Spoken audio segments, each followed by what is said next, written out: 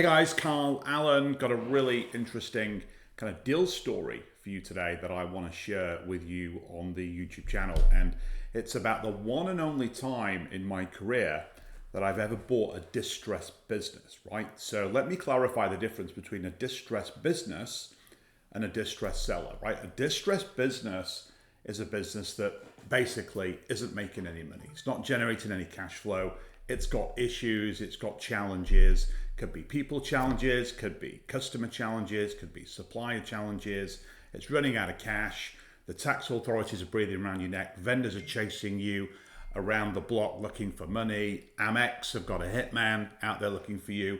It's a really bad business. Now, you can always buy those businesses for $1. You can even get paid to actually take the business away from the seller. That's very different to a distressed seller. A distressed seller has a business that's profitable, it's generating cash flow. You've got none of those issues that I just talked about, but the issue all sits inside of the seller's head. It's the seller's mindset. And the seller is frustrated. They're distressed. They want to retire. They could be sick. They could be dying in some cases, and not just them. It could be a family member that's causing them some issues. So their personal life becomes more important to them than their business life. So they're highly, highly motivated to get out of their business. And we call that in Dealmaker Wealth Society the MUD score. It's all about M for motivation, U for urgency, and D for distress. And we can actually measure the MUD score. We can actually measure seller psychology when we're vetting deals, and that gives us a steer on what the valuation and the deal structure needs to look like, okay? But distressed deals are deals with no cash flow. They're a nightmare. It's an absolute brain damage deal waiting to happen. Now, some people do those deals, and I don't understand why.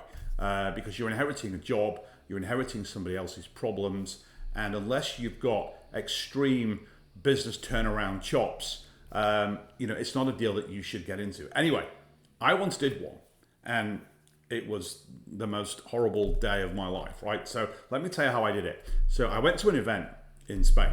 I went to a business buying event with one of my very, very good friends, and literally the whole scheme of that, the whole theme of that event was buying distressed businesses. So I was actually bet some money by one of the people there that I couldn't do a distressed deal, because I'm all about leverage buyouts, buying great cash flow in businesses, raising capital to do those deals. That's what I do. I'm the best in the world at it, but I'm not a distressed business guy, right? So I thought, well, you know what? I'm going to do it. So I agreed to do it, go buy a business for $1, and the guy gave me like a week to do it. So I'm at the airport in Spain. I was on the island of Mallorca. So I'm at the airport. It's about 9 p.m. on the Sunday night. I've been there all weekend, and I'm waiting to board my plane back to England. So I'm having a beer. I'm having a beautiful, crisp, cold San Miguel at the airport bar, and my phone rings, right? And it's my CPA, or my accountant in the UK. So most of the businesses I own are in America. I own one in Australia and a few in the UK. So my UK accountant, David, calls me because I had to go in early the following week to sign a bunch of tax returns for my businesses. So he calls me. And obviously, as you know, if you call somebody and they're in a different country, you get that weird kind of international dial tone when the phone rings. So I answered the phone, and it was David. He's like, hey, it's an hour earlier because he's in England, I'm in Spain. He said, hey, want you to come in next week. I need to sign all these documents, need your wet signatures. By the way, where are you? Like, I got this international dial tone. Are you like on holiday? I'm like, no, I've been to this business event. And so I told him about the event and that I accepted this challenge to go and buy a distressed business, right? He's like, really? Okay, I've got a deal for you. As you know, one of my big deal generation strategies is working with deal intermediaries. So CPAs, accountants, lawyers, wealth managers, banks, investors, insurance companies, HR businesses, all that stuff. They can all send you deal flow. So I literally just told him what I was doing. Is like, dude, I got a deal for you, right? It's a web design company. It's about an hour away from your house in England. Why don't you have a conversation with the seller? I'm like, yeah, okay, whatever, no problem. I was kind of putting it off because I didn't want to do it because I knew it wasn't going to work, but I accepted the challenge. I was going to do it. So literally puts the phone down to David. I'm literally halfway through my pint of San Miguel. My flight's boarding in about an hour, and my phone rings. Unknown number. Now, normally, I don't take calls with an unknown number. I just red button. They leave a voicemail if I know them or I want to talk to them. I ring them back. But I don't know what compelled me. So my phone's ringing, and I answered it, right? And I never do that, but I did. I answered it. I thought it was one of my children because I bought one of my children a new cell phone, and didn't know the number, so I thought it was them, but it wasn't. So it was this guy. He's like, "Hello, is this Carl Allen?" "Yes." It's like, "Hi, it's Brian from this company, right? The name of this web design company." And I'm like, "Yeah, okay. Hi, how you doing?" He said, "Yeah." I said, "David's just texted me, told me to call you. Like, you're going to buy my business." I'm like, "Whoa, hang on a minute. Like, I found out about this 3 minutes ago. I'm happy to have a conversation about it. Are you free Thursday?" So I was down in around Manchester. I could have gone and seen him. He's like, "No, if we're doing it tonight." I said, "Well, we can't do it tonight. I'm in Spain. I'm about to get on a plane. I don't go back to the UK till about 10:30 at night, and I got to drive home. So I'll meet you at the airport. What time do you land? What's your flight number?" I'm like, "Okay." So I gave him the details. So my head's spinning. I'm like, "What the hell? What am I doing?" So I gets on the plane, flies back to the UK. It's like a 2-hour flight. I gets off the plane. I've only got hand luggage because I'd only been there for a few days. Walks through the arrivals hall at Manchester Airport Terminal 1, and the guy's there, and he's got a sign with my name on it, right? He's got a sign with my name on it, like Carl Allen, like when a driver picks you up from the airport to take you somewhere. He wasn't wearing a hat or anything like that, but he was there, like excited to see me, like his savior, his knight in shining armor, had ridden in to save him, right? So literally, we went and sat down at the coffee shop in arrivals at Manchester Airport Terminal 1, and I agreed to do the deal. A pound for the business, and he said, "Hey, can you come down tomorrow to the business and we'll consummate the deal?" So no problem. So I literally rocked up. He had a one-page legal document waiting for me to sign. I read it. I took a photograph of it. I texted it to my attorney. He had a look at it, and he calls me. He's like, "What are you doing? Like, why are you buying a business that's got no money, all these problems?"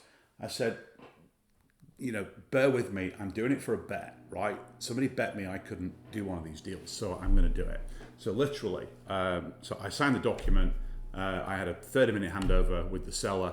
Then he's off, right? So now I own the business, the lease on the building. I've got 19 customers. I've got 14 staff, and a whole bunch of brain damage, right? All this stuff's going wrong. So literally, I'm in the business for 3 hours, right? 3 hours I'm in the business, and I'm talking to the lead developer, I'm talking to the financial controller, I'm talking to the salesperson, right? And literally, there's all these other people, and it's chaos, right? There's no structure, there's no leadership.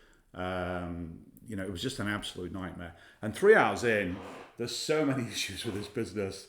I'm like, what the heck am I going to do? Like, do I want to spend like 6 months working in this thing to kind of turn it around? It was losing about £50,000 a month, right? And I could have fixed it. If I really wanted to, I could have fixed it. It would have took me 6 months. I could have done deals with all the payables. I could have done deals with the tax people. I could have implemented my sales and marketing system to get more leads, would have hired better people. And I'd have done that, right? 6 months, I might have made £500,000, right? I could have done it, then flipped it, sold it as a profitable business, made £500,000. But I'm sat there thinking, do I want to waste 6 months of my life to make £500,000, right? I could spend 6 hours of my life doing a profitable deal and make the same amount of money. So I'm sat there and I'm like, I don't want to do this. So I calls the seller, right? I calls the seller, and literally he's at the airport waiting to go on vacation with his family. Like, I saved his life. I'm like, "Buddy, Brian, yeah, I don't want to do this deal." He's like, "Sorry, we've done it now. I ain't coming back. It's your problem." So I sit down, I'm thinking, what am I going to do now, right? I've just inherited a business. I got employees, they're going to depend on me. I got customers that are going to depend on me. I thought, I know what I'll do. I'll give it to the employees, right? So I got the sales lead, I got the financial controller, and I got the lead web developer. I got them into the office, and I went, "Guys, congratulations. I've come in, I've looked at this business. I think you'd be better owners. I think you'd be the perfect owners for this business. And they all went, really? I said, yeah. I said, absolutely, yeah.